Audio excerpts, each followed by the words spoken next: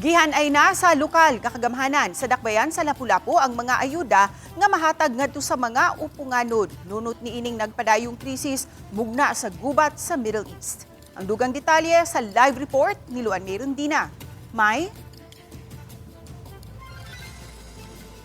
Ses usa sa gitinguha karon sa Lapu-Lapu City LGU nga makapamaligya og tag 20 pesos matag kilo nga mugas alang sa kadaghanan og dili lang limitado sa pipila ka mga sektor. Ang baratong bugas ang usa sa gikinahanglan karon sa katawhan ning padayong pagsaka sa presyo sa mga palaliton.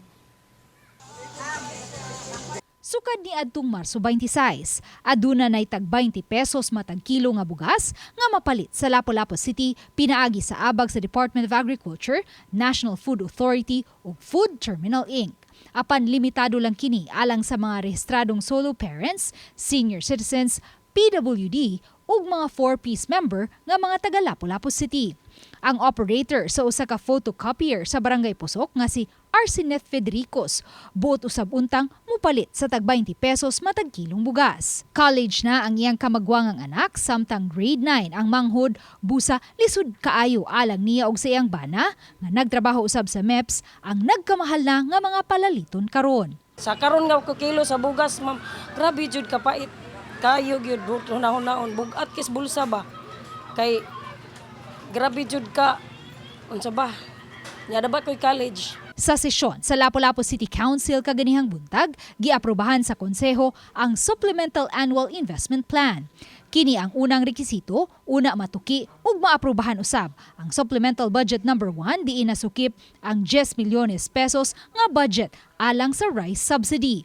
Mato ni Konsehal Annabeth Quizon, Chair sa Committee on Finance and Appropriation, nga gitinguha nilang maka-avail na niining baratong bugas ang uban pang mga sektor nga grabing naapektuhan karon sa krisis. So we will be purchasing after the approval of the SB, we will be purchasing like kanang 3,000 sacks no for the first month, 100 sacks atong i-dispose every day. Nasukip usab sa Supplemental Budget number 1 ang 30 million pesos nga gigahin alang sa assistance nga mahatag ilabi na ngadto unya sa mga mawadan og trabaho, mga OFW nga gi-repatriate ug ang anaa sa transport sector.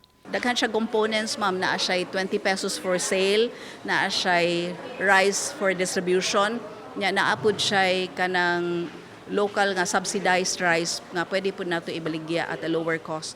Mato ni Mayor Cindy King-Chan, nihimo usab sila karon og mga pamaagi aron makamenos ug magamit ang savings kun ugaling mulungtad pa og pipila ka buwan ang gubat sa Middle East.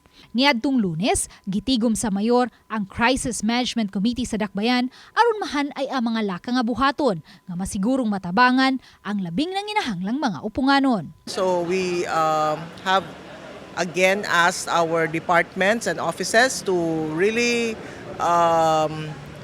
limit or ilag yung i-reduce ang mga activities, no, like trainings, seminars, kung di mangita namin na di na mag-hotel. Katong yung ma-displace nga mga trabahante, mga tricycle driver, ug uban pa nga nakinahanglan gyud og tabang.